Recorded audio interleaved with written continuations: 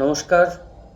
ডাকবাংলা.com-এর পাতায় দূরপাল্লার এবারের পর্বে আপনাদের সকলকে স্বাগত জানাই।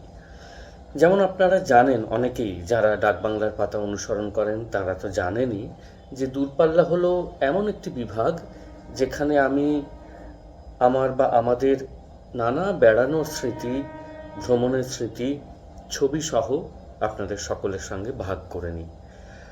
এবং সম্প্রতি এত ছোটবেলার স্মৃতি ভাগ করতে ইচ্ছে হচ্ছে, ছোটবেলার এত এত ভালো স্মৃতি আছে, কিন্তু তখন তো আমরা সঙ্গে ছবি তুলতে পারা যায় এমন কোনো প্রযুক্তিগত প্রকৌশল নিয়ে ঘুরে বেড়াতাম না। আজ যেমন হাতের মুঠোয় ছোট্ট একটা মোবাইল থাকলেও মুহূর্তগুলোকে স্থির চিত্রে ধরে রাখা যায়, তখন তো তেমন ছিল না। ক্যামেরা বলতে ফোন ক্যামেরা নয়, মন ক্যামেরা। তো মন ক্যামেরাতেও তো অনেক ছবি তোলা থাকে। সে ছবি দেখানো যায় না বলে কি সেই সব স্মৃতি ভাগ করবার অধিকার আমাদের নেই? অবশ্যই আছে। যেমন ভাবা তেমনি কাজ। এইটে মনে হওয়ার পর থেকে আমার ছোটবেলার প্রচুর স্মৃতি সেও আমি আপনাদের সকলের সঙ্গে ভাগ করে নিয়েছি। আজকে এখন বসন্তের এই মরশুমে আমার বারে বারে মনে পড়ছে কলকাতা বইমেলাকে ঘিরে আমার ছোটবেলার স্মৃতির কথা। কারণ আমরা যারা কলকাতায় বড় হয়েছি, কলকাতায় বেড়ে উঠেছি ৮-এর দশকে, ৯-এর দশকে, তাদের দেখা কলকাতা বইমেলা আজকের বইমেলা থেকে সব দিক থেকে আলাদা। কেবল যে তার স্থান, কাল, পাত্র এই তিন আলাদা তা নয়, তাকে ঘিরে তৈরি হওয়া মেজাজ, তাকে ঘিরে তৈরি হওয়া আবহ, তার চলন বলন, তার অবস্থান, সমস্ত কিছুই আলাদা ছিল।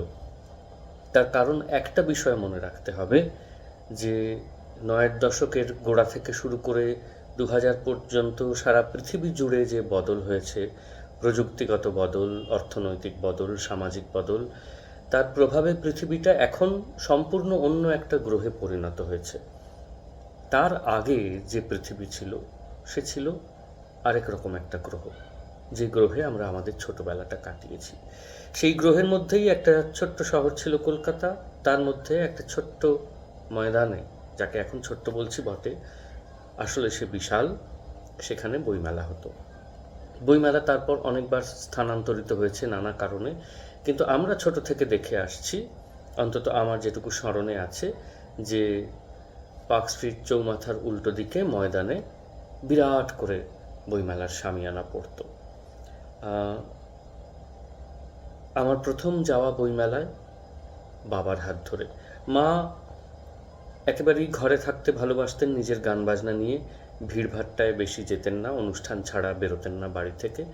বাবা তো রোজকার বাইরে যাওয়া মানুষ ছিলেন, তার পেশা ছিল সাংবাদিকতা, সেই সূত্রে গান বাজনা এবং লেখালেখির সঙ্গে তিনি নিবিড়ভাবে যুক্ত ছিলেন। এবং বাবা খুব চাইতেন কলকাতার যে কোনো শৈল্পিক পরিসরে আমাকে হাতে ধরে নিয়ে যেতে। সেটা ডোভলের মিউজিক কনফারেন্স হতে পারে, সেটা কারোর বাড়ির ঘরোয়া আসর হতে পারে, সেটা আশাপূর্ণা দেবীর কোনো একটা সাক্ষাৎকার নেওয়ার পরিসর হতে পারে যেখানে আমি সঙ্গে থাকতে পারি, আবার সেটা কলকাতা বইমেলা হতে পারে, সেটা চ্যাপলিনের কোনো ছবি হতে পারে, সেটা চিড়িয়াখানা বা সার্কাসও হতে পারে। এই সমস্ত জায়গা কলকাতার আমার বাবার হাত ধরে ধরে দেখা। তেমনই মনে পড়ে কলকাতা বইমেলা যখন ময়দানে হতো, এত সুসংহত তার চেহারা ছিল না। আজকের লবণ হ্রদ, বিধাননগর বা সল্টলেক যাই বলুন আপনারা, তার সেই বইমেলা যেরকম একটা কাঠামো পেয়েছে, একটা গঠনগত সুষমা পেয়েছে, তেমনটা কিন্তু তখন ছিল না। তখন বেশ এলোমেলোভাবেই হতো বইমেলা, কিন্তু তার মধ্যে একটা অন্য ধরনের প্রাণ ছিল। আর ছিল ধুলো, যে ধুলো আজকের বইমেলায় দাঁড়িয়ে, এমনকি আজকের কলকাতায় দাঁড়িয়েও কল্পনা করা যায় না। ময়দানে পায়ে পায়ে উড়ন্ত ধুলোয় আমাদের ফাল্গুন চৈত্র ঢেকে যেত। আমরা যখন সে বইমেলা থেকে বাড়ি ফিরতাম, আমাদের পায়ের রং গায়ের রঙের থেকে আলাদা হয়ে থাকতো, সাদা হয়ে থাকতো ধুলোয়, কিন্তু আমরা মনে করতাম এই বুঝি তীর্থের ধুলো, আমরা পায়ে মেখে ফিরতাম। বইমেলার চেয়ে বড় তীর্থ আমাদের মতো পাঠকদের কাছে আর কী বা থাকতে পারে। সেই বাবার হাত ধরে প্রথম প্রথম বইমেলা যাওয়া, সে কথা মনে পড়ে। মনে পড়ে বিভিন্ন স্টলের সামনে ভিড় এবং দূর থেকে বাবার চেষ্টা লেখকদের চিনিয়ে দেওয়ার। কোথাও হয়তো একজন মানুষকে ঘিরে বহু মানুষের ভিড় সই নেবার। তখনও মনে রাখতে হবে, আবারও বলছি, মোবাইল ফোন আসেনি, ইন্টারনেট আসেনি, সেলফি নামক বস্তু আসেনি। ফলে প্রিয় মানুষ, প্রিয় নক্ষত্রের সঙ্গে দেখা হলে তার সঙ্গে মুহূর্তটা ছবিতে ধরে রাখা এই চল তখন ছিল না। কি ছিল? তার একটা বই কিনে বা বই কেনার সামর্থ্য না থাকলে একটা খাতায় তার সই নিয়ে রাখা। সেই ভিড় কিন্তু কম হতো না। বাবা আমায় চিনিয়ে দিতেন, ওই যে মানুষটিকে ঘিরে মানুষের ভিড়, তিনি আর কেউ নন, স্বয়ং সুনীল গঙ্গোপাধ্যায়। কাকাবাবুর নতুন উপন্যাস বেরিয়েছে, কিন্তু বাবার হয়তো তখনও সেই মাসের মাইনে হয়নি। ফলে মুখ ফুটে কিনে দিতে বলতে পারছি না। কোথাও একটা বুঝদার হবার দায় আমাদের মতো মধ্যবিত্ত পরিবারের সন্তানদের কাঁধে বর্তানো থাকতো। কিন্তু একটা কাগজ নিয়ে এগিয়ে যাচ্ছি, হয়তো সুনীল গঙ্গোপাধ্যায় সই করে দিচ্ছেন। কোথাও চায়ের ভাঁড় হাতে দিব্যেন্দু পালিতের সঙ্গে আড্ডা জমিয়েছেন সঞ্জীব চট্টোপাধ্যায়। হই হই করে পাঠকরা তাদের ঘিরে ধরছেন। কোথাও আবার বইমেলার কোনো একটা স্টলে হাজির হয়েছেন শীর্ষেন্দু মুখোপাধ্যায়। তার ছোটদের উপন্যাস তখন আমরা গোগ্রাসে পড়ছি, তাকেও একবার চাক্ষুষ করলাম।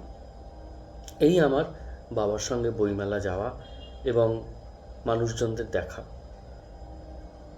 প্রথম দেখা মমার্থ বলে একটা মঞ্চ, যেখানে তরুণ ছেলেমেয়েরা ছবি আঁকছে, নিজেদের মতো গান বাজনা করছে, ছবি এঁকে সেই ছবি বিক্রি করছে। তরুণ কবিরা তাদের পত্রিকা বিক্রি করছে। মমার্থ কথাটার মানে তখনও জানি না। পরে জানলাম মমার্থ এমন একটা জায়গা, এমন শহরের এমন একটা জায়গা, প্যারিসে, যেখানে শিল্পীরা দিনরাত আঁকেন, ছবি বিক্রি করেন, পথিকরা, পর্যটকেরা পানভোজন করেন। এবং যখন আমি আর দুর্বা প্রথমবার সেই মমার্থে পৌঁছলাম 2016 সালে, আমার ছোটবেলার কলকাতা বইমেলার ধুলো ঢাকা মমার্থ মনে পড়ে গেল। এরপর বইমেলায় ফিরে গেছি আমার মামার হাত ধরে। মামা গান বাজনার মানুষ, কিন্তু বইয়ের পোকা ছিলেন। মামা আমাকে নিয়ে, আমাদের দুই বোনকে নিয়ে, মামাতো বোন, আমার মাস্তুতো বোন, তাদের দুজনকে নিয়ে, মামার ছাত্রছাত্রীদের নিয়ে, তারাও আমার খুব ভালো বন্ধু, তাদের নিয়ে হই হই করে মেলায় অন্তত 3-4 দিন আমাদের নিয়ে যেতেন।